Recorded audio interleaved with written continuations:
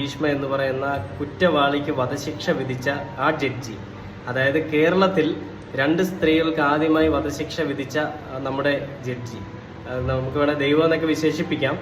അദ്ദേഹത്തിനെ പറ്റി, അദ്ദേഹം ആരാണെന്ന് അറിയാനും, അതേപോലെ തന്നെ കമാൽ പാഷ എന്ന് പറയുന്ന വ്യക്തി ആരാണെന്ന് അറിയാനും, അതിനെപ്പറ്റി നമ്മുടെ ഒരു അഡ്വക്കേറ്റ് VS വിനീത് കുമാർ എന്ന് പറയുന്ന സാറ് സംസാരിക്കുന്ന കുറച്ച് കാര്യങ്ങളൊക്കെ ചേർത്തുകൊണ്ടൊരു വീഡിയോ ആണ്.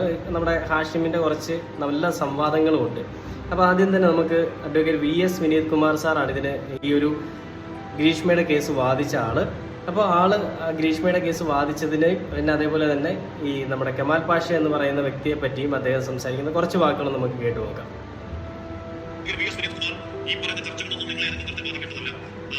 വധശിക്ഷയാണോ, ഡബിൾ ലൈഫാണോ, അതോ 10 വർഷമാണോ എന്ന ചർച്ചകൾ നിങ്ങളെ ബാധിക്കേണ്ടതല്ല.